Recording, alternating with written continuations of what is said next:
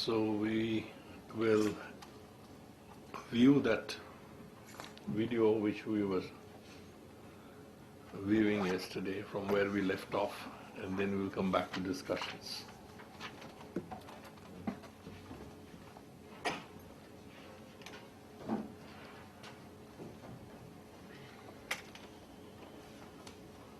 Images that continue to amaze us. I believe that the Hubble Space Telescope, in some sense, has been really unique in the history of science. It has taken really the excitement of discovery and has made it, to belong to every home, to humans all across the globe. Hubble has revealed the mysteries of our cosmos in stunning glory. Now, it is working within a vast network of modern super telescopes to investigate a discovery that has rocked the world of astronomy. A discovery that threatens to turn everything we thought we knew about the universe on its head. An enigmatic force called dark energy. Dark energy is the most mysterious thing we've ever discovered. It's an energy that seems to be created out of nothing, out of the vacuum. We have no idea what it is. Dark energy's discovery comes as a complete surprise. In the mid-1990s, on Mauna Kea, Hawaii at the Keck Observatory, a team of astronomers, including Alex Filippenko, is scouring the distant cosmos. They know the universe is expanding, but will it really expand forever? They have a theory. The universe might actually stop expanding and start slowing down. Just like when I throw this apple in the air, the gravitational attraction of the Earth on the apple slows it down and eventually stops it and reverses its motion. So too, all the galaxies pulling on each other could slow down and ultimately stop the expansion of the universe, to be followed then by the collapse of the universe into a big crunch. So is the universe really beginning to fall back in on itself? To measure the speed of the very edges of space, astronomers need the most powerful telescopes on Earth. The giant mirrors of the Keck telescopes are 33 feet in diameter, made not from one single disc of glass, but 36 hexagonal mirrors working together. They give a single image of exceptional clarity. The Keck telescopes are really fantastic devices. They can allow us to see galaxies that are literally at the visible edge of the universe, 10, 11, 12 billion light years away. But to find out how far away these distant galaxies actually are, astronomers need a standard candle, a star that will act as a cosmic yardstick. But the Cepheid variable stars that Edwin Hubble used are too faint at the extremities of the cosmos. The astronomers need to hunt for an especially bright kind of star inside the furthest galaxies. There is going to be... The deaths of these stars cause some of the most devastating explosions known to humankind. They are called supernovae. A supernova is quite literally an exploding star. Now, most stars don't explode at the end of their lives, but a few completely disrupt themselves in a colossal, titanic explosion. And not just any type of exploding star will do. They're looking for a type of supernova that explodes with a very intense and consistent brightness. A type 1A. They go off as a gigantic nuclear runaway. They're essentially a gigantic nuclear bomb. In the most distant galaxies of the universe, they find what they are looking for. Type 1A supernovae. looks good. There it is, there it is. Look at that. It's a little bit fuzzy. Now, they measure the redshift to calculate how fast these distant galaxies are moving away. Finally, in 1998, after years of research, they come to a shocking conclusion. The expansion of the universe isn't slowing down at all. It's speeding up. Much to our surprise, we found that the universe is expanding faster now than it used to be. So instead of slowing down, it's been speeding up. So it's like the apple goes zoom like that. A completely fantastic conclusion. A mysterious force that no one can see is defying gravity, pushing the universe apart faster than ever. It is the force astronomers now call dark energy. There's the possibility that Einstein's gravity is incomplete, that we don't understand gravity. There's a possibility that it could change some of the fundamental laws of physics. But what dark energy actually is, and what it will do to our universe, remains a mystery to this day. Dark energy is one of the keys to understanding the fate, the ultimate fate of the universe. Is it going to expand forever? Will it continue to speed up? Will the speed up speed up? In which case the whole universe gets ripped apart. The one thing astronomers do know is that dark energy makes up most of the universe. We discovered since that this dark energy is some 72% of the energy density of our universe, and yet we don't know what it is. I mean, just so that you understand the level of the puzzle, I mean, you know, about 70% of the surface of the Earth is covered with water, right? Imagine we didn't have a clue what water was. This is the situation we're in. As if one invisible mystery isn't enough, scientists at NASA's Jet Propulsion Lab are investigating an equally mysterious invisible substance, dark matter. Dark matter is basically invisible. We can only see it by looking at how it distorts things that are behind the dark matter. Images taken by the Hubble Space Telescope are now helping to reveal where dark matter can be found in the universe.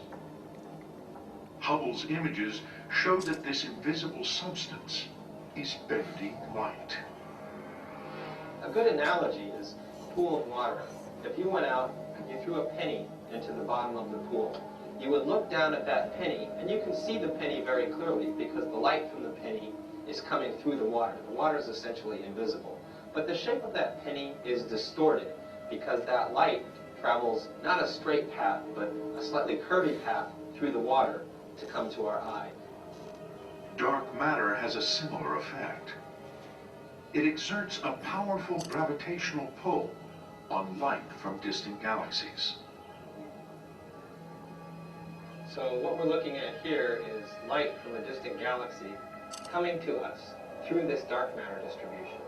And as the light goes through the dark matter distribution, the path of the light is bent. Astronomers calculate that dark matter makes up 23% of the universe. Add that to dark energy, and that leaves just 5% of the entire universe that is not invisible. So after 400 years of searching the heavens with telescopes, we still have 95% of the universe to reveal. And a new quest is beginning.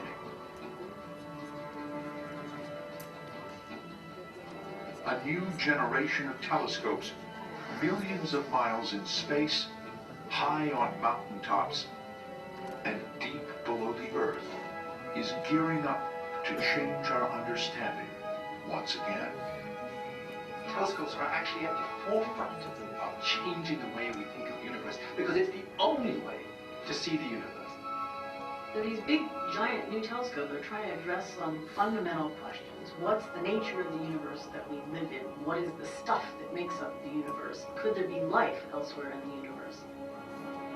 The most sensitive scientific instruments today are not just looking at detectable light. They are searching for the invisible, and they will reveal mysteries of the cosmos beyond our wildest dreams. There's a whole hidden universe out there, and that's what we're trying to discover. Since the time when telescopes were first raised towards the heavens, we have been hunting the edges of the universe. Revolutions in technology and the race to build bigger, higher, and even in space have given us discoveries that have been revelatory, earth-shattering, and profound. We now know how little we are compared to the extraordinary size of our universe. We are even on the brink of discovering planets with the building blocks for life. Are there Earth-like planets? Could there be life elsewhere in the universe? One of the exciting things about these big telescopes, they're very likely to give us the answers to these questions. At each stage, we have pushed the boundaries of our universe further.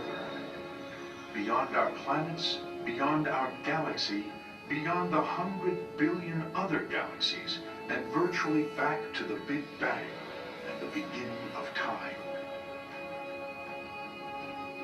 Telescopes are changing everything we thought we knew about our tiny planet and its true place within the cosmos. Who knows what they will reveal in the future? We're going to look back another 100 years. I think the whole world and our view of it will be transformed yet again.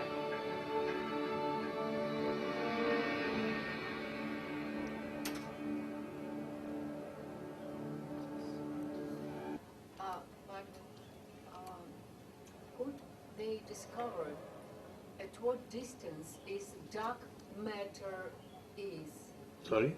At what distance this dark matter? At the edges of every galaxy. More or less surrounding every galaxy, there is a lot of dark matter which is bending light, according to Einstein's theory. This is the common understanding, which I do not share.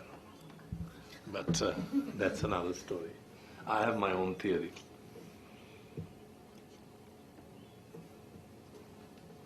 Which is also a consequence of Einstein's theory, but slightly extended. But you can tell us about your theory. Well, basically it is that there is a lot of electromagnetic radiation in this universe, like light. Also, the whole of interstellar space is full of intense magnetic fields.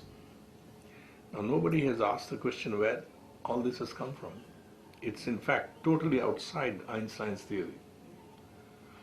So, but Einstein had guessed that in some deep sense, gravity and electromagnetism must coexist at the same time. I mean, they are different aspects of the same thing. So I have pushed that idea, and if that is to happen, then in addition to mass, which is everywhere, matter, there must also be electric charge everywhere. If that happens, since the like charges repel, it will lead to this repulsion.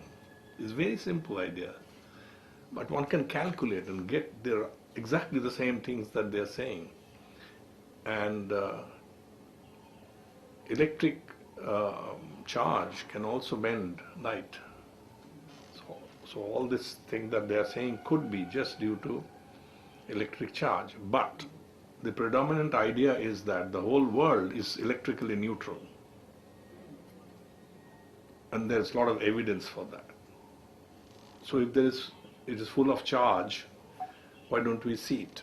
Now I have calculated what is the charge density that is required to explain everything. And it turns out to be so small that you cannot detect it at all now with our present technology. But because it permeates the whole of space, it amounts to 73% exactly. So it just could be electrical charge, nothing else. So no dark matter. No dark matter, no dark energy. No dark matter I have a different explanation for dark matter. That's nothing to do with electric charge. But dark energy, which is a repulsive force, like charges repel, everybody knows it. So it's just that.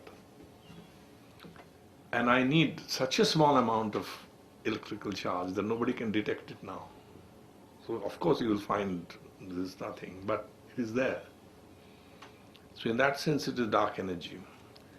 And it is actually required if you want electromagnetism and gravity to be unified. It's not a question of, it's a requirement. So it is a kind of atom. Which? Atom of this electric charge. No, I mean, electric charge is always attached to matter. Yeah, I understand. So there's a lot of matter which is charged. I'm telling about the atomistic approach. Yeah, electric which charge you is follow. quantized. That is, Yeah. yeah, that is known.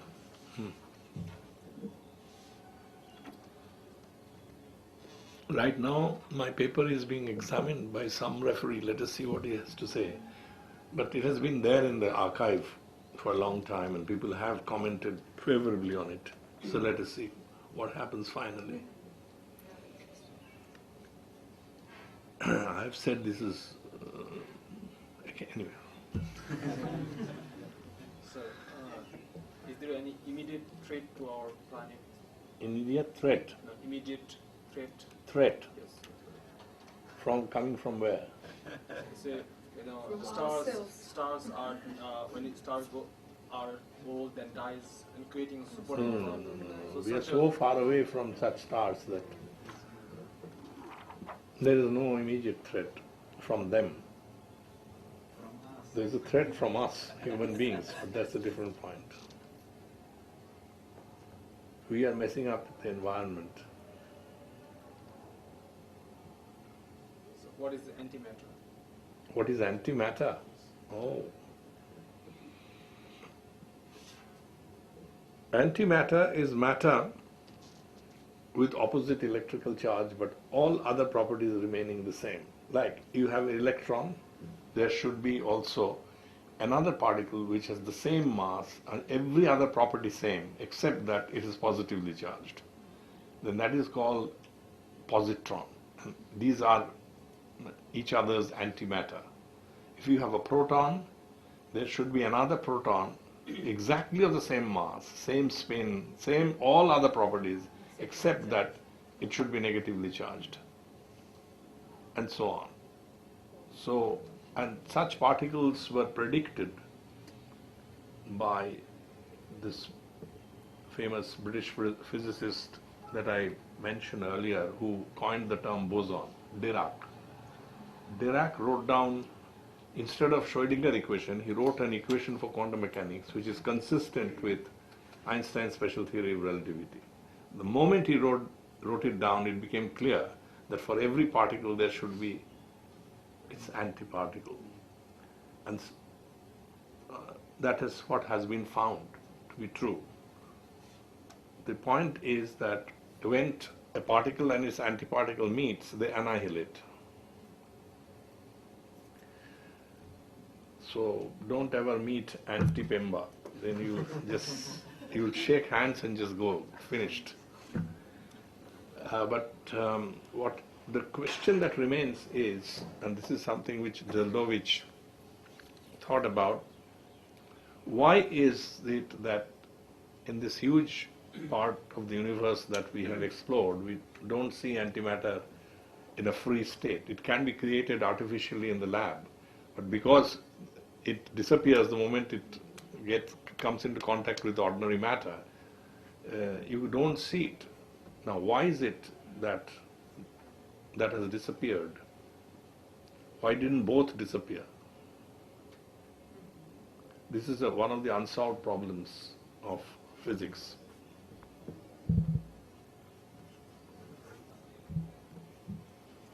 Actually, electron and positron have been made to collide and annihilate. And that's another way of doing particle physics. You have an accelerator which accelerates electrons clockwise, say, and positrons anticlockwise, and then you make them meet, then everything is annihilated. And you can get new particles. In fact, new particles have been found by doing what is called E plus E minus colliders instead of proton-proton colliders. But there was, as far as I remember, in the 60s or 70s, there was an idea of anti-world, of anti-universe, composed of this anti... I know. So question is, the point is we don't see them. So this is the problem. Dirac's theory, quantum mechanics says, these should be present in equal amounts. But that would have the danger of annihilating everything, of course. So thank God it is not like that. But then question is, why did one sort disappear? And Zeldovich has 3 criteria why and how they should have disappeared.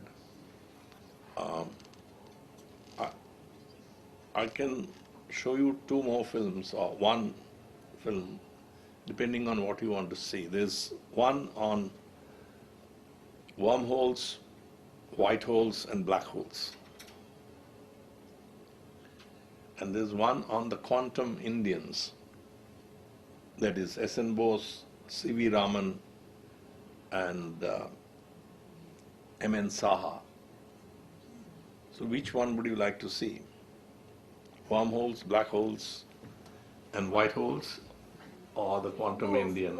Both. So which one first? Wormholes? No? Quantum Indians. Okay.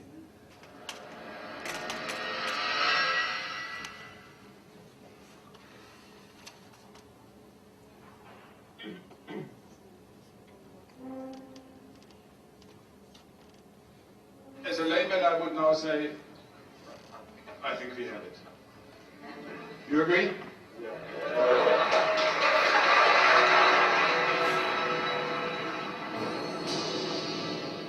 While scientists at CERN were catching a glimpse of the first few moments after the Big Bang, people in India awoke to the realization that there was a Bose in boson. What about the other scientist who put the Bose into boson? Satyendra Bose came from Calcutta. He too laid the groundwork several decades ago for what's now being called the greatest scientific discovery of this generation.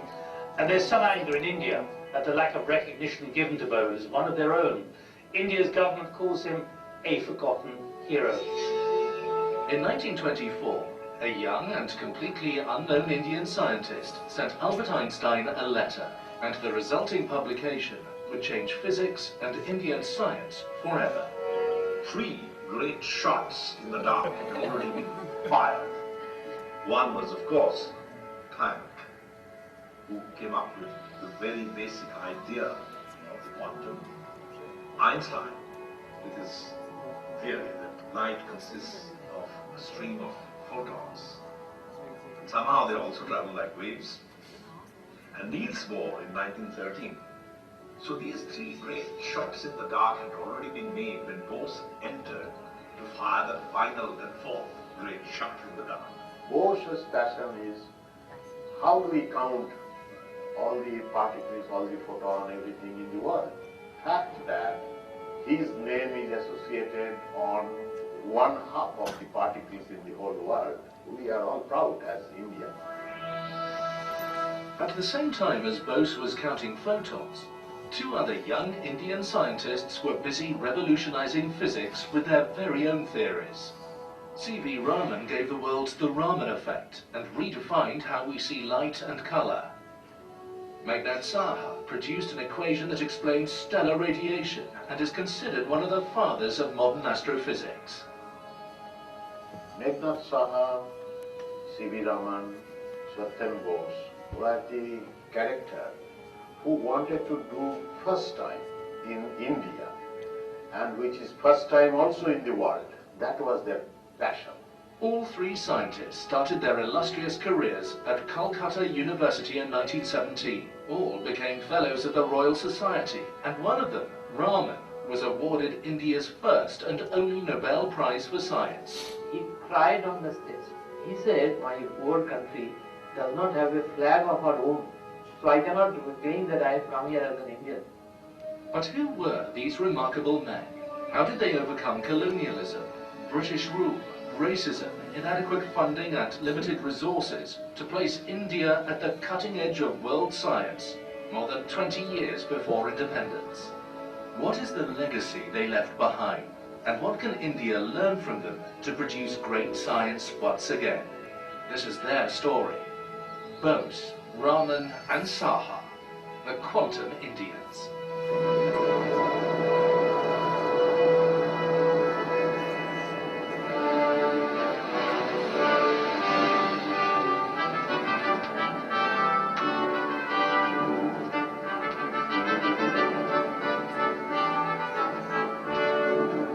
In 1917, a new spirit was blowing through the streets of Calcutta. The grand capital of British India and the jewel of the empire was stirring with revolutionary activity. The partition of Bengal in 1905 had reinitiated a movement to free India. At Calcutta University, a very different revolution was underway. A revolution in science. Indian science had a long and rich history. India had given the world the Zira, Sanskrit, Yoga, Ayurveda, and two of the world's first universities at Nalanda and Taxila. But then, from the 11th century, India entered a dark age with the destruction of great learning centers by invaders. By the time the British colonized India, it had lost much of her once cherished scientific vigor.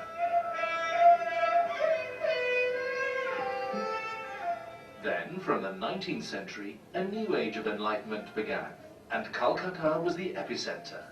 This was the Bengal Renaissance.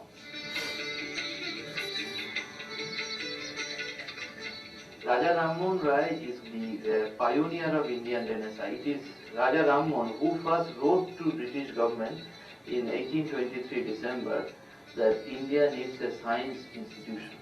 Roy founded Hindu College in 1817. Educating Indians in English for the first time. This was later renamed Presidency College by Thomas Babington Macaulay. Then, Lord Canning established the University of Calcutta in 1857 to educate citizens of the empire from Lahore to Rangoon. When Ashutosh Mukherjee became Vice-Chancellor in 1906, he began working on Roy's dream of a science college. In 1914, with generous donations from Sir Taraknath Palit and Sir Rush Behari Ghosh, he launched the University College of Science and Technology. Meanwhile, at Presidency College, two young MSc students were making waves.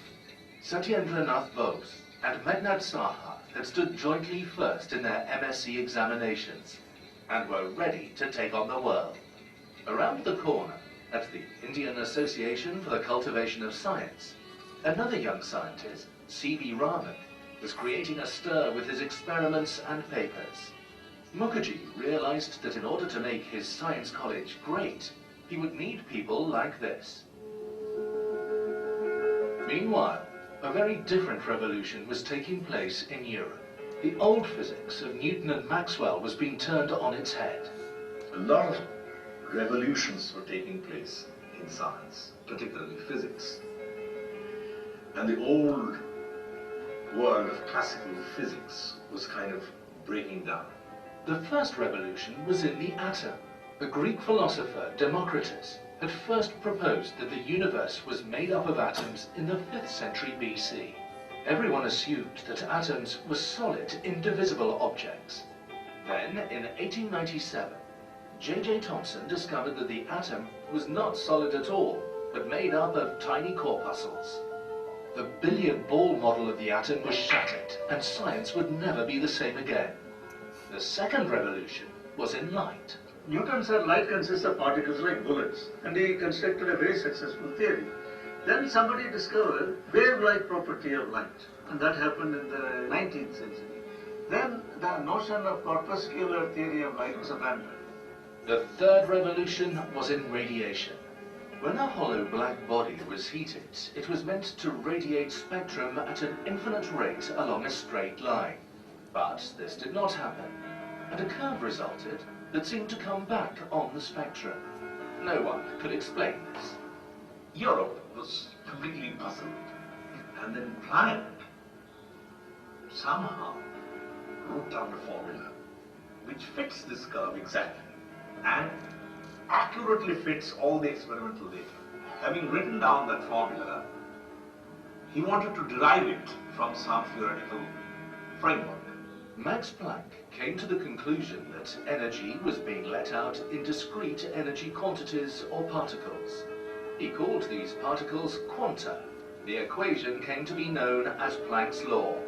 This was the beginning of the quantum age. Then, three amazing developments occurred. Einstein demonstrated that light was both a wave and made up of particles he called light quanta.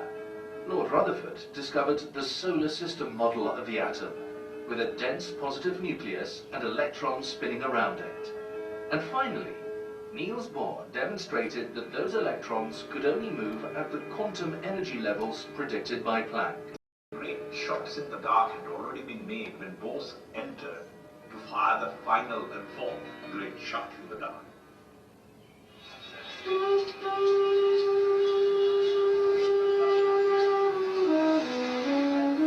This is Bose's grandson. He looks very much like his grandfather.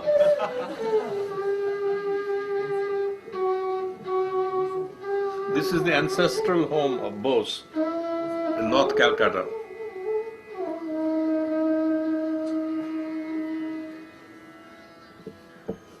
So this is Bose's childhood home. He was born here in 1894. The house hasn't changed very much there. His room was there, and that's where he spent all of his time in his older years. There's stories abound about, during the famines and everything, how he would go out and take his food and away from the table and feed the kids outside. And, so he had a kind of kindness and gentleness throughout his life, and that was his personality. When he was younger, his father used to write sums here on the courtyard. So that's where first mathematics actually started here on the ground. All my life, I had really heard about Bose and how great famous my Dadu was. My parents always told me, oh, your grandfather worked with Einstein. And I used to go into bookstores and always look for the Einstein section, the biography section. But I used to take out every book of Einstein and flip to the back of the index and look up B. And so there was always Bose. It was it made me feel good in a way, And in high school they start teaching you physics, and I mentioned to my physics teacher, oh, Bose is my grandson. He says, oh, you must be a genius. Satyendra Nath Bose was born in Calcutta in 1894. His childhood was immersed in art, culture, music and education. He demonstrated a flair for mathematics very early on and amazed his teachers with his abilities. In 1914, he married Ushabati, and together they had 9 children. I was his student. I think I was the last one who did his PhD with him. He was already a grand old man of physics at that time, a national professor. And it was just by chance that I went to see him one day. While we were talking, he suddenly said to me, "Tui amar sange kaj korbi? You want to work with me?" I couldn't believe what I was hearing. And I became a junior scientist attached to the national professor of physics, S.N. Bose. Oh, he was a towering figure and an icon, whose name was associated with Einstein. When Bose got to Presidency College in 1910, he studied applied mathematics with Saha. Those were heady days, and many young men were drawn to the freedom movement. P.C. Ray used to meet them at the bottom of the Octonony monument in the evenings, where they would discuss the future of the country. 2 groups were formed. one went into direct action. The other group said, no, we will not go into direct action. When we get independence, who is going to do all the science and technology, and knowledge is essential for progress. Bose stood first in his BSc, and then he and Saha took a joint first in their MSc examinations. When Mukherjee founded the new University College of Science, Bose and Saha jumped at the chance of teaching there. So these young guys went and convinced Sir Ashutosh that they were competent to start the physics department. He said that you set up all the laboratories, libraries, get books, equipment. I will start the classes from 1970. 2 years I am giving you to prepare. Most of the important papers were being published in German and some in French. So they learned French and German. The brave new world of theoretical physics was unfolding a whole new universe. And they were the first people to actually translate Einstein's papers on relativity into English, and it was published by the Calcutta University. So they were making waves, and they were voracious readers and superbly intelligent people. Ashutosh Mukherjee appointed C.V. Raman as the new Pilot Professor of Physics in 1917. He was an experimentalist and not a theorist like Saha and Bose. At 1920, Ashutosh made Saha as a professor. So Saha is now a Khoira professor, Raman is already a professor, but S.N. Bose does not have even a readership. To further his career, Bose moved to East Bengal in 1921 and became reader at the newly founded physics department of Dhaka University.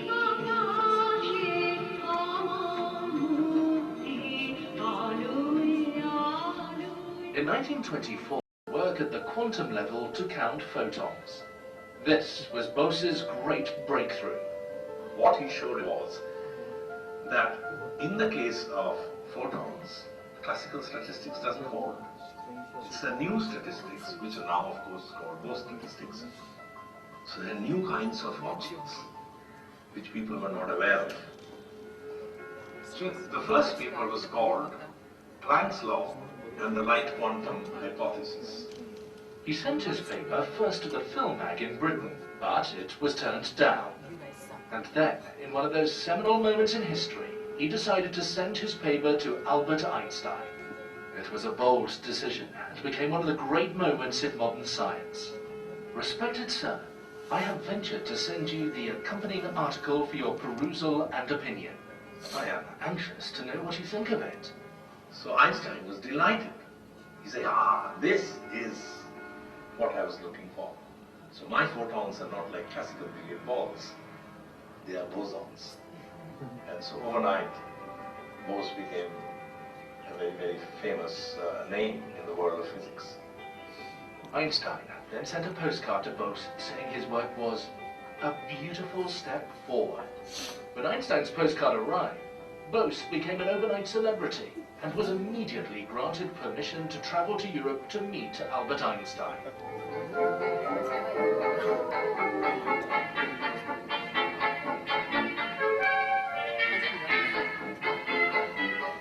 So in the first year, he actually spent a lot of time with Maurice de Broglie, who was setting up the X-ray crystallography lab. And then he worked for 6 months with Madame Curie. He proceeded to Berlin the next year. And in addition to meeting his hero Einstein, he also met some of the leading theoreticians of the age. Einstein was so impressed, he said, Bose's way of counting should not only apply to photons, it should also apply to material atoms. That was Einstein's extension of Bose's idea. You get a quantum gas of material particles, and finally, that at very, very low temperatures, everything can condense. If all the particles condense into the lowest energy state, then you have a new state of matter, which now come to be called the Bose-Einstein condensate. Now in 1928, Paul Dirac wrote a very famous book called Principles of Quantum Mechanics. And in that book, he coins the two words bosons and fermions. So, you can say that half the particles in this universe are bosons, And as somebody said, as long as there is light in this universe, there will be bosons everywhere. So one simple idea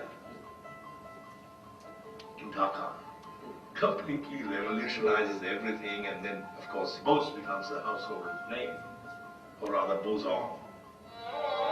Bose returned to Calcutta University in 1945. He founded the new organic chemistry labs and also worked on trying to solve the unifying theory of physics that Einstein had been working on. So Einstein used to call it the unitary field theory. He found it very odd that there were both waves and particles. And he proposed a theory which would do this. But there were various objections, and Einstein started communicating with him again. And Bose wrote this paper and was very eager to go and actually discuss this with Einstein. Einstein passes away before the meeting takes place. And the story is that when this news arrived, he simply tore up that paper and threw it into a waste basket. So there is this unfinished symphony hanging there. Rabindranath Tagore dedicated his seminal work on science to Bose after hearing about him from Einstein. In 1956, Bose became Vice-Chancellor of Tagore's newly created university at Shantiniketan. The vision was to bring about a scientific revolution in Bengal, but Bose faced obstacles from the status quo at every turn. And after 2 years he returned, frustrated, to his home in Calcutta. But things turned around that year, and Bose was finally inducted as a Fellow of the Royal Society. And then, in 1959, in recognition of his achievements, Prime Minister Nehru appointed Bose the first National Professor of Physics. At that time, Bose had started teaching at the Indian Association for the Cultivation of Science, which Raman once had made famous. When he became national professor, that he would get a fellowship, research grant till end of his life, he did not choose Calcutta University. He thought ISES is the best place. People sometimes tell that Bose didn't get Nobel Prize. But how many Nobel Prize winners, name, are learned by every physics student? Bosons are so fundamental, Bose statistics is so fundamental in modern physics that it's one of its cornerstones. The whole edifice would simply collapse without it. So, what was Bose's great contribution to physics? Well, without Bose's statistics, we would not have been able to count photons and predict their behavior. Nothing we take for granted today, like lasers, fiber optic communications, superconductors, or the future in quantum computing, would have been possible without Bose's counting methods. And without bosons, we would never have understood how matter came into being after the first few moments of the Big Bang, or what makes up most of the universe at the quantum level.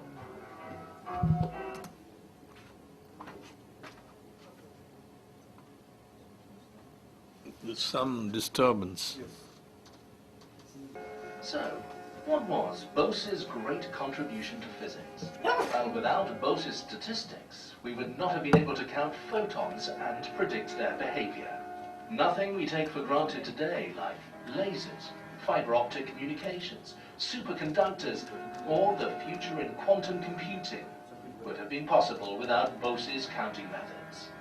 And without bosons, we would never have understood how matter came into being after the first few moments of the Big Bang, or what makes up most of the universe at the quantum level.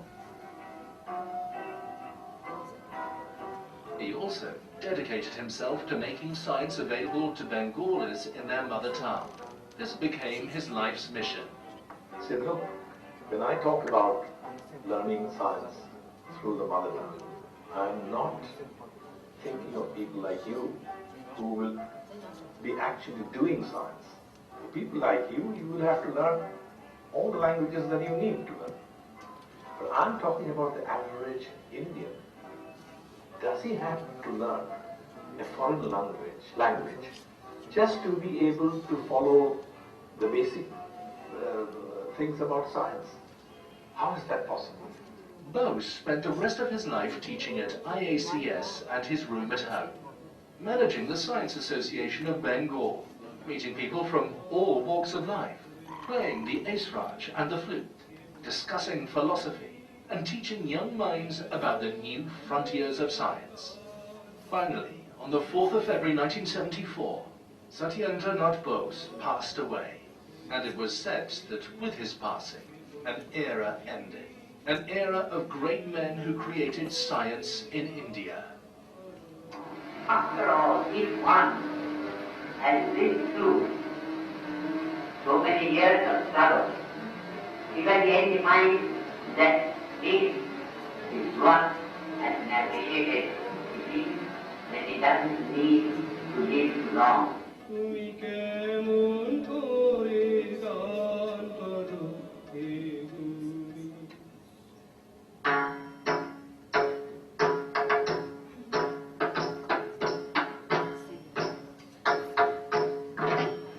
See, the real science begins. Then it goes on to Raman and then finally to Saha. Maybe we'll see it tomorrow. There's some disturbance. See, something is running through, which is not there on the screen here. Waves. And it's made of particles as well. So, yeah. So, any questions? It may be because of the heat. Maybe. I don't know. Not here, there. Yeah. Heat waves. Any questions? You've heard all this before, right? No? I said all this before. You said yes. But before you. Yeah. So I had this, I'm blessed that I have had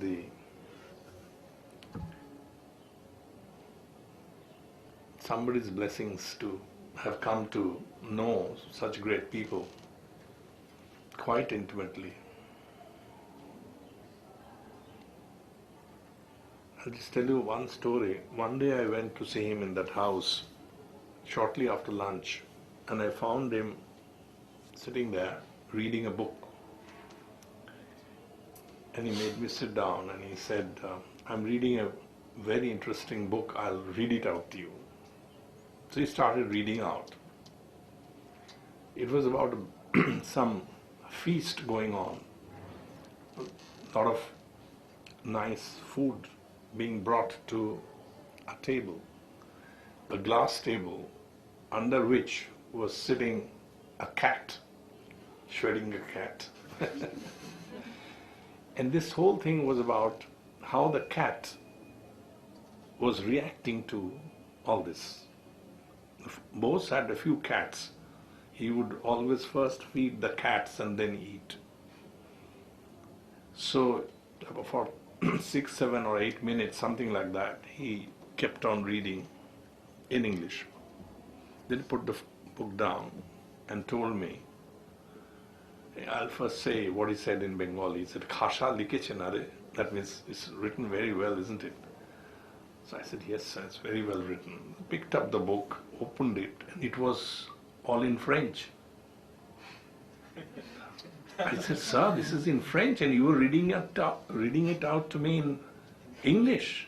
And he smiled. He said, yeah, I know French quite well. And then he smiled and he said, they used to say my pronunciation is also good.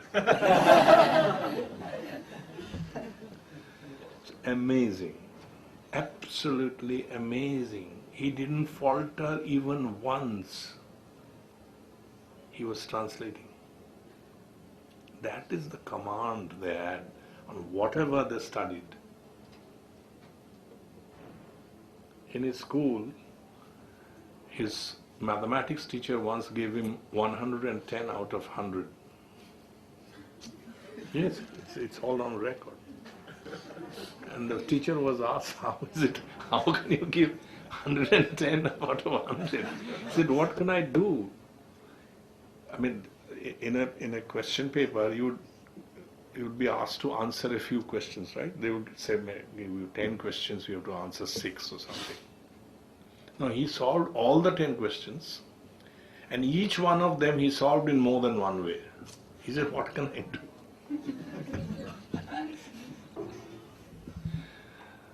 Amazing, amazing mind. And his son? Hmm? His son? His son. Well, he had 9 children. 9 children, but most of them girls. Ah.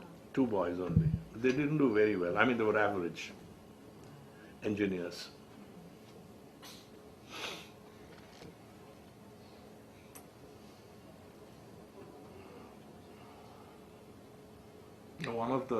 One of the girls was not, so he wasn't, there were setbacks at home.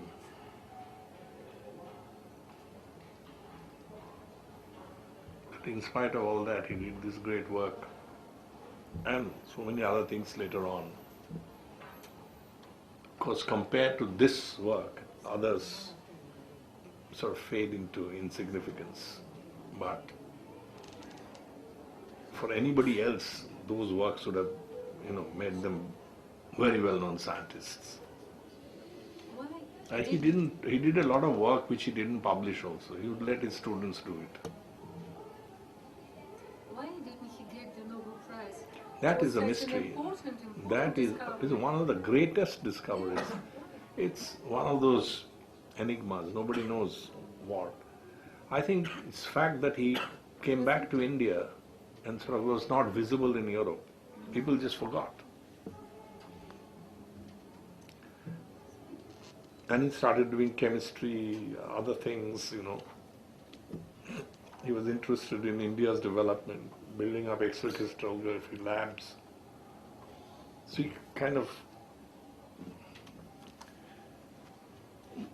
was forgotten.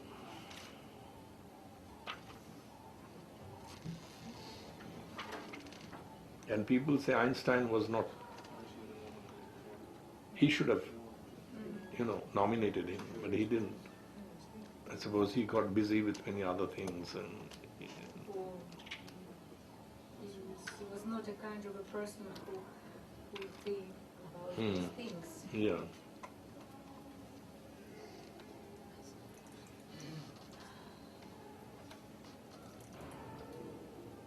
Any other question? Comments?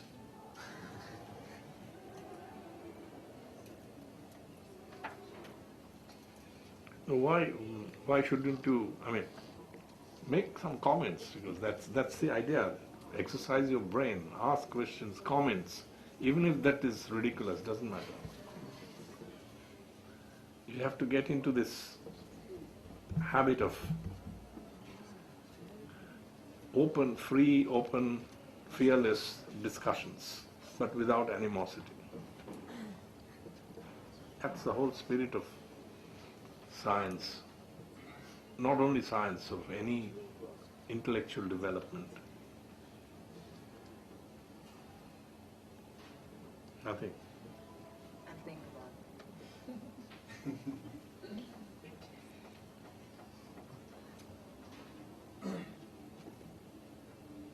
So there is one more lecture to come tomorrow. Yes, tomorrow will be the last day. The last lecture where we will finish off this quantum Indians. I think we will not go into wormholes, and those are very sci-fi kind of things at the moment anyway.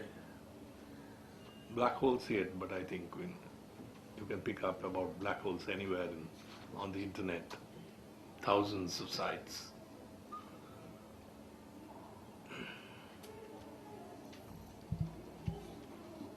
Yes.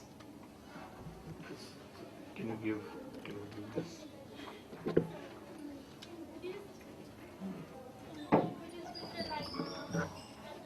Hey, can you go back that? Good afternoon, sir. In Buddhist, we say that at the end, everything gets destroyed. Everything, in the world, everything gets destroyed in Buddhist. Yeah. So in science, is there anything like that? And even I heard like even in Hindu, they believe that at the end everything will get destroyed. So how does science define on that? Well, there is a law which is called the second law of thermodynamics, which says that with every natural process, disorder in this world is increasing. You are continuously going from order to disorder.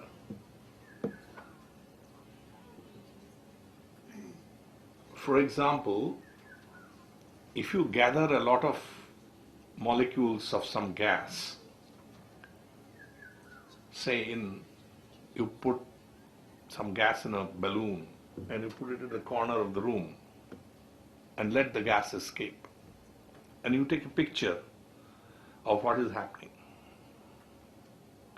you will find the molecules will be floating around, and finally it will fill this whole room quite uniformly. Now if I play that back to you,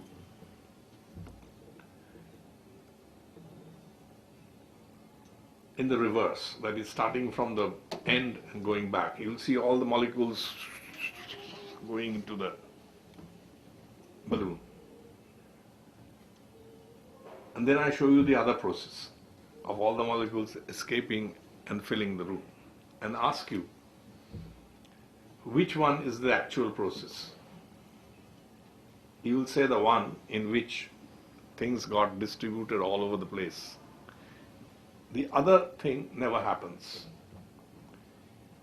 You can't put Humpty Dumpty back together again. If an egg breaks, you can't put it back again. So this is a law which says you always go from order to disorder.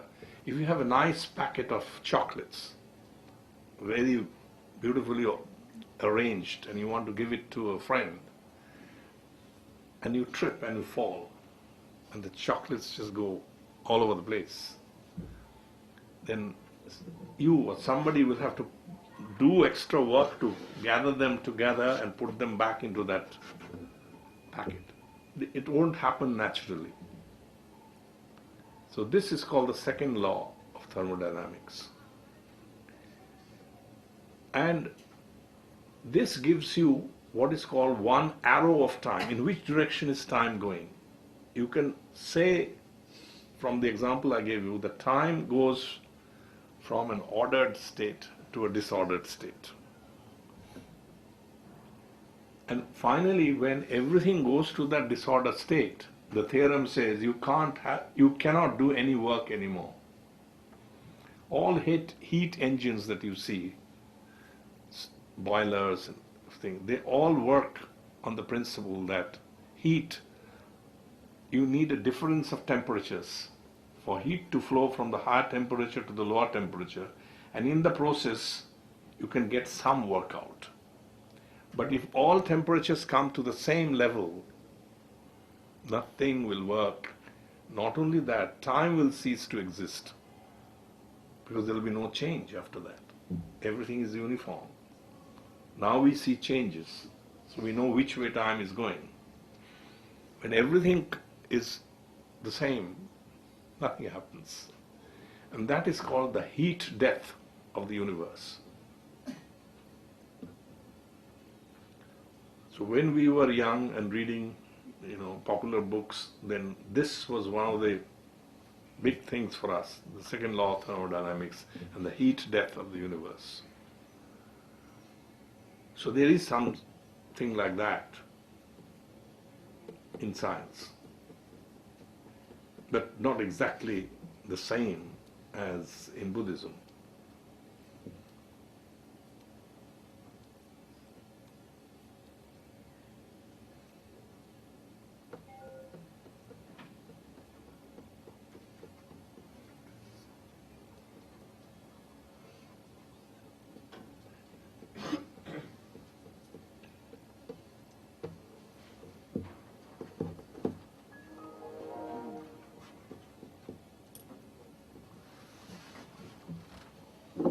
Oh, you have a question. What is the status of the Indian science in contemporary days? Because we have seen the golden days of Indian science of the S.N. Bose, Shah, and Ramanan. So, how is the today's science, modern science, are contributing to the world from the Indian part? Well, what has happened is this, that science education, of course, has spread very much, so that you have many universities, colleges teaching science, lot of very good research institutions in science and technology. India's presence in the scientific world can no longer be ignored. A lot of Indian scientists are working abroad and they are doing brilliant work. So in that sense, there has been tremendous progress. But whenever you have this multiplicity of many colleges, many universities, thousands of people learning, the quality suffers. So you no longer have the Boses and the Sahas and the Ramans. Those peaks are absent. But overall level, compared to those days, has gone up by leaps and bounds. So that is my assessment of the situation.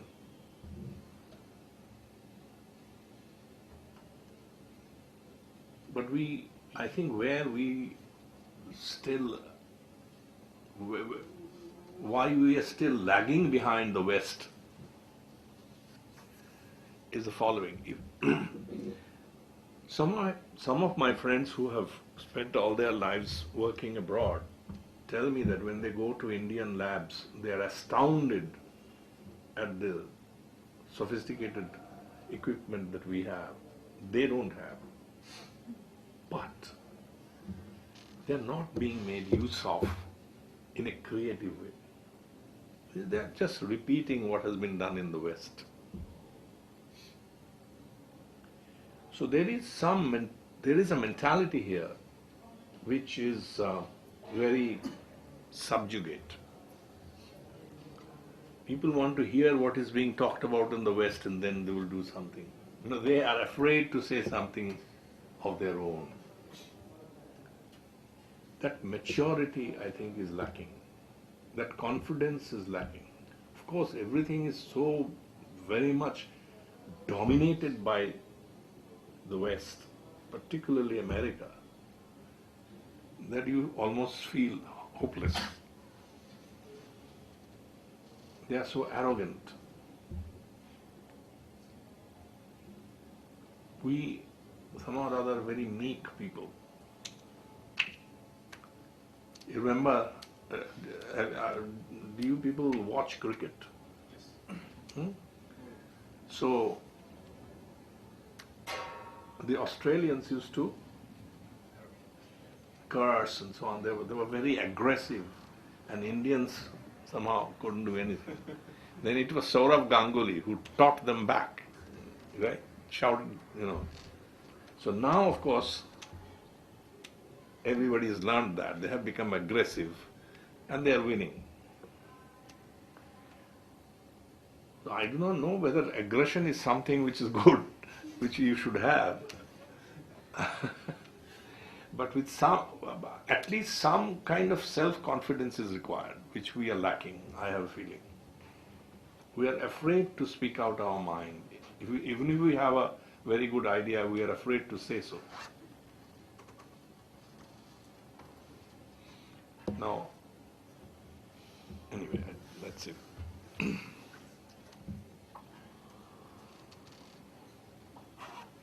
Just that because we have the Asian have a very sophisticated religious tradition.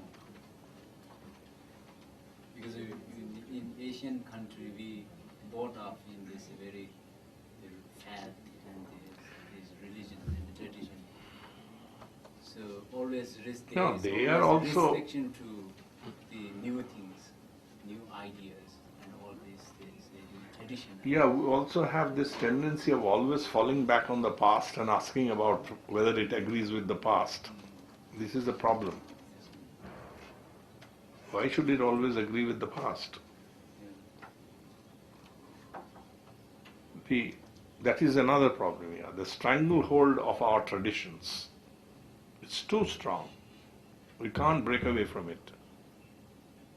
Now, for scientific free thinking, you need to do that, to get away from old ideas and say something new. This is what S.N. Bose, one of the last things he told me was this, that he said, you should try and understand everything in your way and try to say something new. Forget about what they are saying in the West. You try and say something new.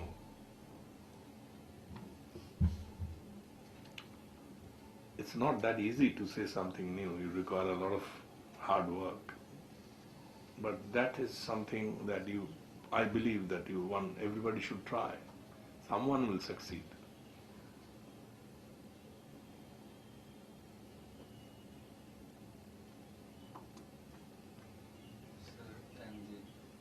One thing is last the statement says that the science end in India after the death of passing away the S.N. Bose. Yeah, that's what I was saying. What has happened is they laid the foundations for science, teaching, education, research. And government is now pumping in a lot of money. So there's a lot of facilities around. But two things are, I think, holding us back. One is the freedom, the confidence to say something new, the urge to say something new and not just follow the West. And secondly, there's too much bureaucracy. You have to, the bureaucrats are just crushing all initiative.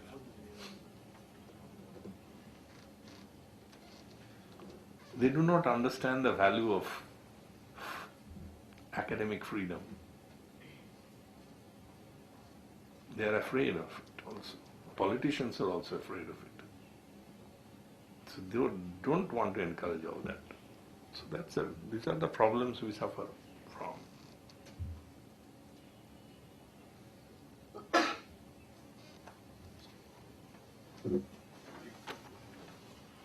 And overcoming this traditionalism, it is very important. Yes. No, I am not advocating that we should forget all traditions, but the point is that one should evaluate in the light of modern knowledge where we stand with that tradition. Raja Ram Mohan Roy, he understood what is the value of the West.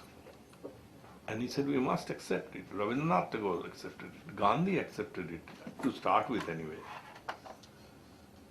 And the fact that India has gone ahead is because of this openness in the Indian mind. We have the openness, but because of, I think, 200-300 years or even more of foreign rule, psychologically we are still slaves. I'm telling this because many of people, even scientists, they are trying to find everything in the Vedas. Yes. All the modern developments were already contained in the Vedas. This is the. But this is not only a new thing. This used to be the case long time back also. M.N. Saha used to say, whenever a new discovery was made, mesons were discovered, he would say, now go and find it in the Vedas. He said it in he was very critical of this. So he said, now find it in the Vedas. Everything in the Vedas, all rubbish. Sorry. You see, the whole point is they have not understood where the Vedas are great. This is the problem. The Vedas are not great because every new discovery of science has to be there already. No. It's a different wisdom which science will never give you. But people don't realize it. It's inferiority complex. Saha gave a lecture in Shantiniketan. Tagore had invited him to go and give a lecture after he became famous. He gave a lecture which was then printed. The substance of it was printed in some daily newspaper. And then two gentlemen wrote a nasty rejoinder to the paper saying this is the kind of guy you should be very careful of. They have gone to the West, they have learned things from there and they are saying all these things. They are all contained in our Vedas. There's nothing new, be careful of this guy. So M.N. Saha wrote a reply. He said, see, one reason I cannot fight with you is the following. Two reasons why I cannot fight with you. One is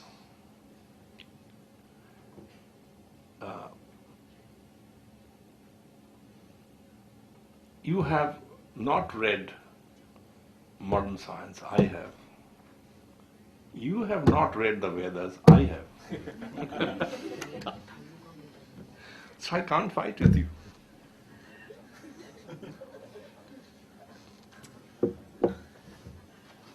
So tomorrow is the last day, so don't miss the class. Let me tell you another thing about Bose. He used to often teach at the MSc level in Bengali.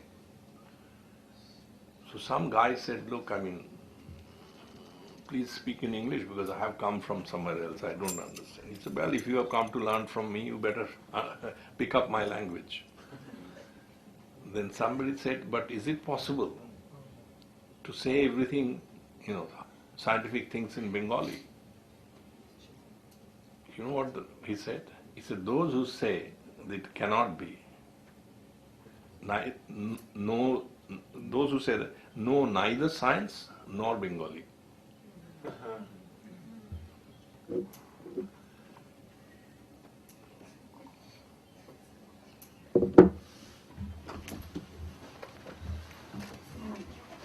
End at 4:30 because there will be some distribution of whatever certificates of attendance and so on after that. So let's see the rest of this movie which we started yesterday, The Quantum Indians. Can you have the lights off?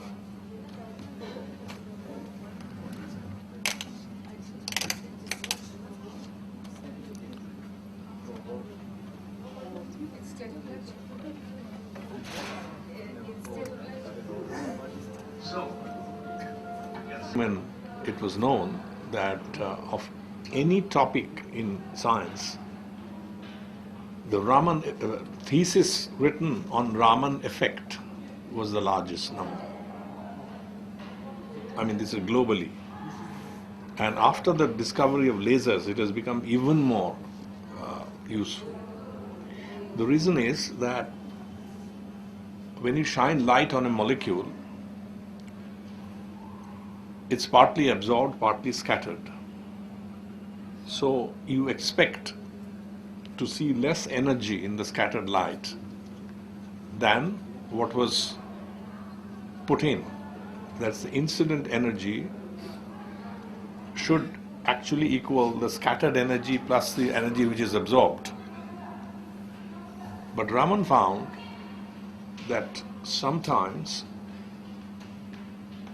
you get light which is of higher energy coming out of this process of scattering light. Now, this does not mean that energy is being created. What it means is that that sometimes light of higher energy comes out, that is bluer light than was sent in, But of course it's very feeble, so that on the whole the total energy is still balanced, but you get frequencies of light which you don't expect from classical physics. And these frequencies, these are called the Raman lines, and these are indicative of the structure of the molecule which is scattering it. So this is the great importance of Raman effect. It was predicted by Heisenberg and Smeckel before Raman found it, just from applying quantum mechanics. But Raman was the man who actually found it in the lab in Kolkata. And he communicated the whole paper to Nature by a telegram. The whole paper was sent in a telegram because he knew this was so important, and he immediately wrote to several people saying that please nominate me for the Nobel Prize. And he got the Nobel Prize because this was followed in a few months by two Russian physicists who were also working on it. They also found it, but they were late by a few months. They didn't use the telegram. Huh? They didn't use the telegram. No. And Raman had also, story goes that he had booked his ticket for the Nobel Prize to get the Nobel Prize there, because in those days you had to book it in advance. So he knew he was going to get it. It was so important. And so Raman spectroscopy is now one of the major branches of chemical science. So that's Raman.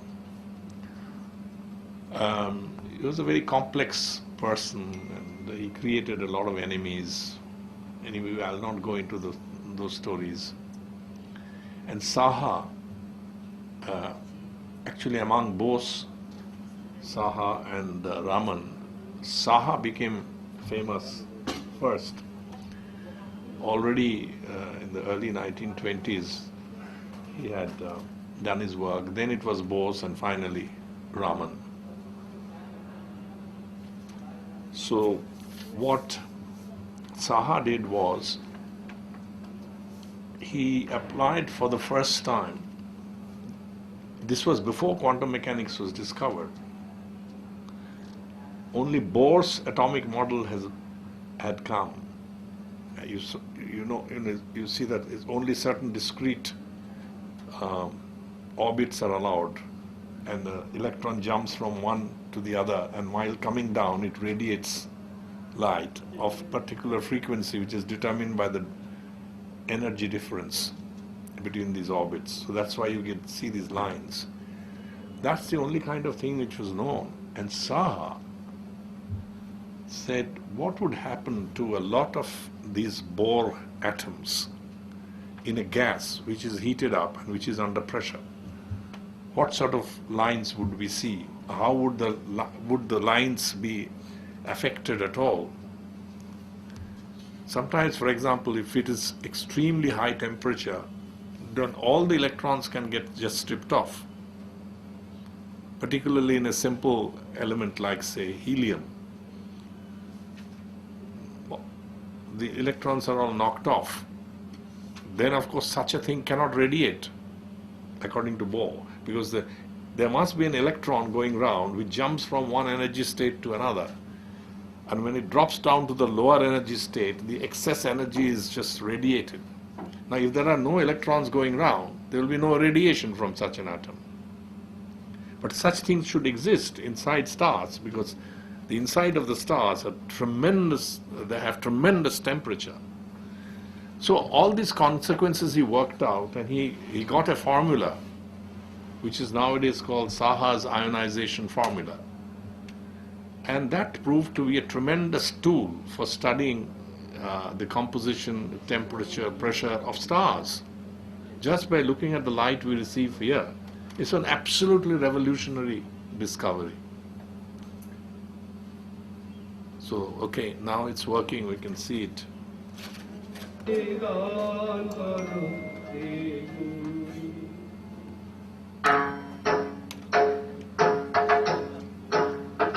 He Raman started his career by analyzing the sounds from drums.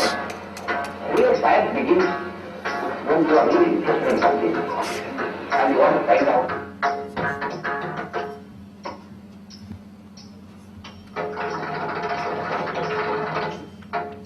And he was actually cremated over there. And then the question arose, should there be a monument? People decided, no, this must not happen to Raman. And a fitting tribute to him should be a tree.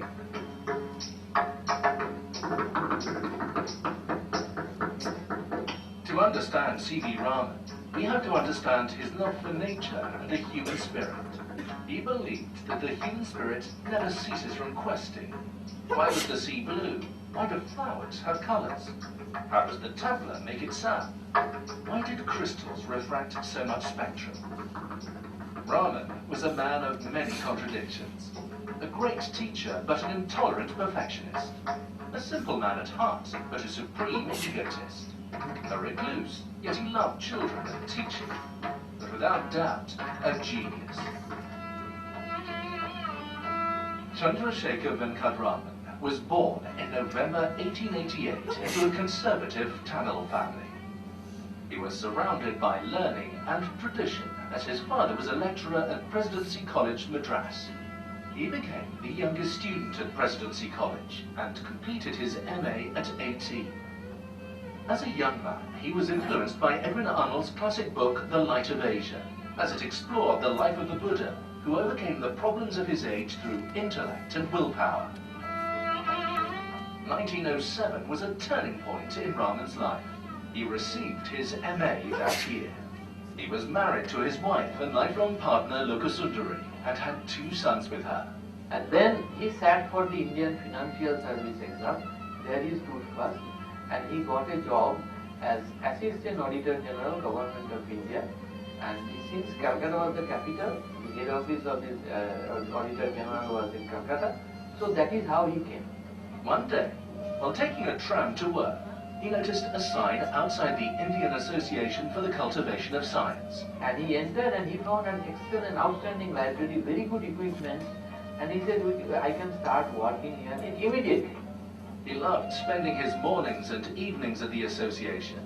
And by 1909, he had published his first paper in Nature magazine on the effects of vibrating strings. When Mukherjee asked him to become the first Pallit Professor of Physics, Raman jumped at it. His experiments and publications at IACS and Calcutta University made him world famous. On a trip to Europe in 1924, he was amazed by the rich blue color of the Mediterranean Sea. This resulted in a paper he wrote on board the ship entitled On the Molecular Scattering of Light in Water and the Color of the Sea. This was the beginning of his love affair with light scattering that would eventually lead to his Nobel-winning discovery. When light falls on any matter material, my father experiment to the author material. When light is scattered, the color of light changes actually. This change in the color is what we call the Raman effect. Raman and his student Ramanathan and his another student K.S. Krishnan, they separately reported same phenomenon. If you pass dim light through a liquid, and you will get a very weak yellow light, a very small fraction.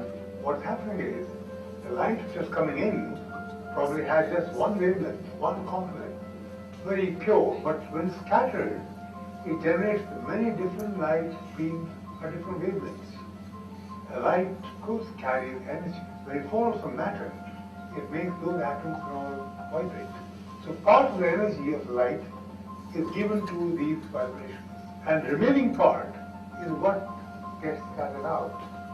This scattered light is a fingerprint of the material. This fingerprint is so unique that you do all material science these days using the Raman effect. You have to measure the wavelength correctly. So he has no money to buy a spectrograph. He wrote to G.D. Birla, give me money to buy a spectrograph, and if you give me the money, I promise I will bring a Nobel Prize in 1 year. So G.D. Birla actually gave him money. Then he became very nervous. Somebody else can also publish.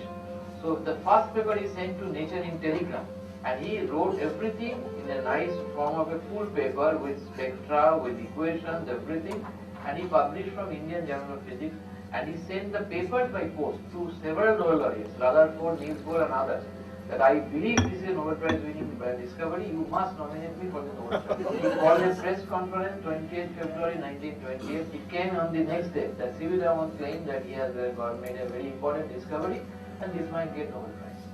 And this is why 28th February is called National Science Day. Now why did this discovery attract the attention of people like Niels Bohr and Einstein in Europe and the great Sommerfeld, whose students were creating this new revolution?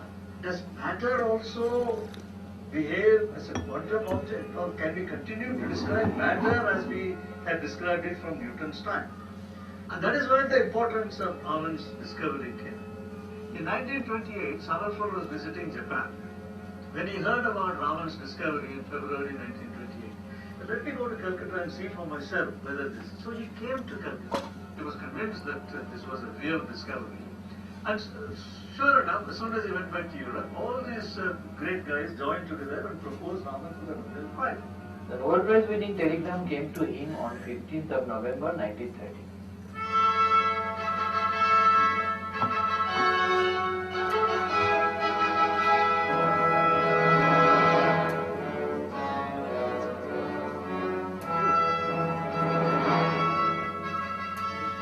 And he went there, received the Nobel Prize, but after receiving the Nobel Prize, he cried on the stage. He says that all other Nobel laureates have their national flag on their chair, but on my chair there was a British Union Jack. And therefore I realized my poor country does not have a flag of our own, so I cannot claim that I have come here as an Indian. And in his official speech, he dedicated his Nobel Prize to the freedom fighters of India who were spending their golden time of their life in a British jail.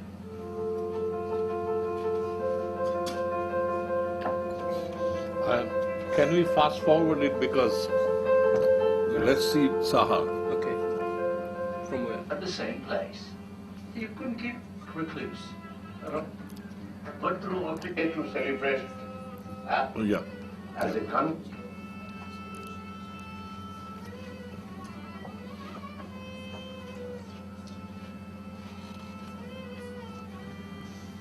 Meghnad Saha is basically a fighter. Right from his childhood, he fought against poverty, he fought against the apathy of the society.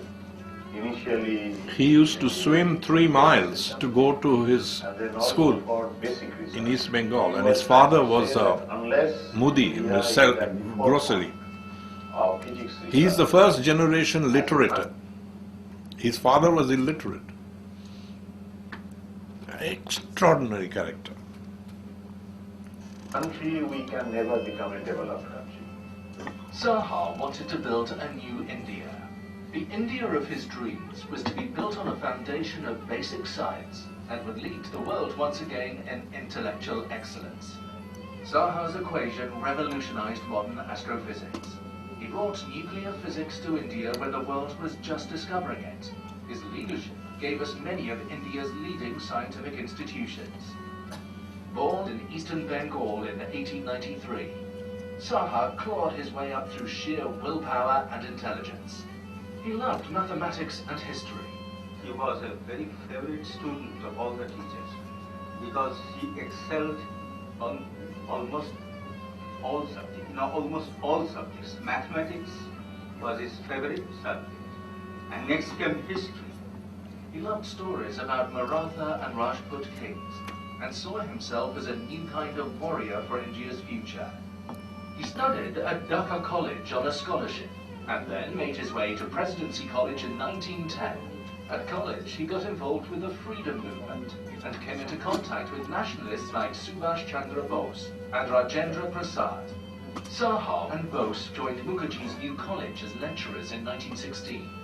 Between 1917 and 1919, Saha wrote a series of papers on quantum physics and thermodynamics that were published in Philmag and other leading publications in both Britain and India. This got him noticed. Saha married Radharani in 1918, and together they had a happy life. She was known to balance his ambition and willpower with her kindness and hospitality. In 1919, Saha won the Premchand-Roychand Scholarship to go to Europe on study leave for 2 years. He headed for Alfred Fowler's famous laboratory in London, and the following year he went to work in Berlin with Walter Nernst. By 1919, he had begun to develop the theory that would make him famous. Astronomers wanted to know, what is the sun made of? The early ideas about the sun and the stars due to Eddington, a 19th century physicist, said, the earth is made up of heavy elements. Look around us. So sun can't be very different. Sun must also be made up of heavy elements like iron, copper, whatever it is. But we know the sun is mostly made up of hydrogen. How did people come to this conclusion? What Saha did was, when in the laboratory, you see that if you heat up something, it glows, it changes color, and so what immediately came to his mind, that if it can happen in the laboratory, it can also happen in that star, it can happen to that star, it can happen to the whole world, universe. The idea is that if you excite an atom, if you excite, then what happens, the electrons go are excited to another level, and when they come back, they emit a radiation. But from there, to think that a star's temperature can be calculated by a measurement of the line emission, this is just an extraordinary extrapolation. So he gave this equation, which took into account the temperature and pressure inside the stellar body, and how that would lead to ionization. In fact, he was the first person to apply quantum theory to stellar objects. He wrote a paper entitled Ionization in the Solar Chromosphere, and it was published in Philmag in 1920, while he was still in Europe. There was a young lady in Harvard, Henrietta Levin was her name, and she said, let me use Saha's new equations and try to estimate how much hydrogen there is in the sun. Nobody had done that before. She said that nobody else had said that the sun is made up of mostly hydrogen. Her thesis examiner was the high priest of astrophysics in America, Henry Norris Russell, professor of astrophysics at Princeton University. And then he actually sat down with Saha's paper and said, let me redo what she has done. The great Henry Norris Russell, instead of hushing it up, openly came and said, I was wrong, we are all wrong, she is right. So the sun and the stars are made of hydrogen. And therefore you can see, although Saha's equations were, in a sense, a small extension of the existing theory, quantum theory of atoms, which was emerging due to Bohr and his colleagues and so on. It was not a huge step like those two. It was not a huge experimental step like Raman did. But it led to a tremendously profound application in astronomy, where precisely this sort of tool was needed to interpret the spectrum of the stars. He returned to Calcutta in 1921, and his new reputation as an international scientist earned him the Cairo professorship.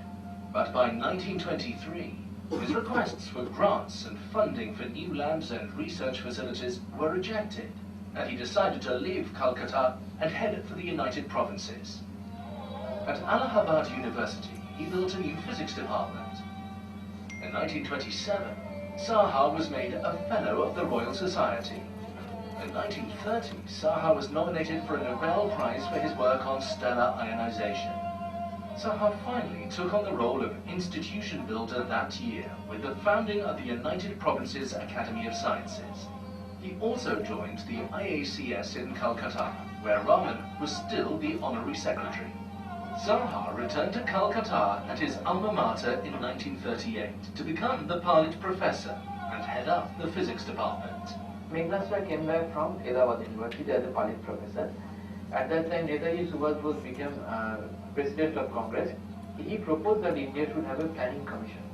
So this was set up in 1939 with Jawaharlal Nehru as the chairman, Meghnad was the member, and Meghnad started planning about many things, like atomic energy should be introduced, He started teaching nuclear physics in 1940, and by 1947 launched the Institute of Nuclear Physics at Calcutta University.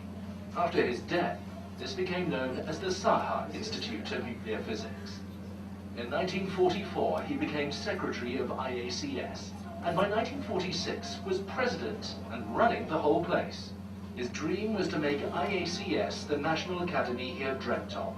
Up to that point, IACS was a club, only one faculty, people can freely come and go.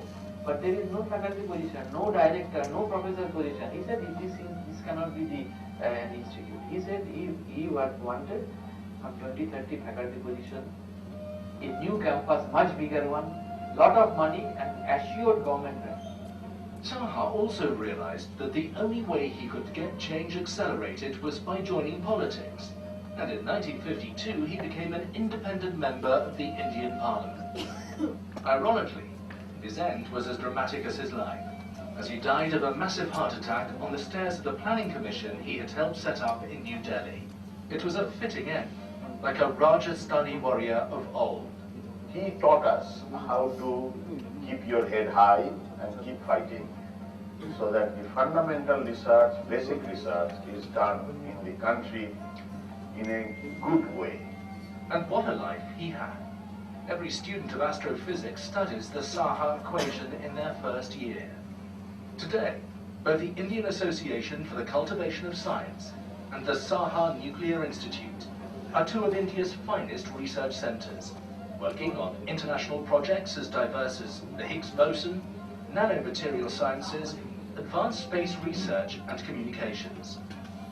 On his passing, D.S. Katari said of Saha, "The life of Saha was in a sense an integral part of the growth of scientific research and progress in India, and the effect of his views and personality would be felt for a long time to come in almost every aspect of science activity in the country. His dedication to science will long remain an inspiration and an example." What did the quantum Indians give us? Bose gave us the Bose-Einstein statistics and condensates, and all bosons were named after him. Raman gave us the Raman effect, and India's first and only Nobel Prize for Science. His genius and leadership helped shape some of India's leading institutions and scientists. Saha is astrophysics, but also built a substantial part of India's science infrastructure in its early days after independence. India seems to have lost its love affair with basic science and research, as technologies and engineering were urgently needed for development and progress. But today, things are turning around as India emerges as a global power. The universities and scientific institutions are once again working together, and Indian scientists are collaborating and publishing all over the world. We are seeing many giant leaps forward in material and nanosciences, astrophysics, space research, cosmology, pharmaceuticals and medicine. So, what can we learn from Bose, Raman and Saha today? Bose said, "Never accept an idea as long as you yourself are not satisfied with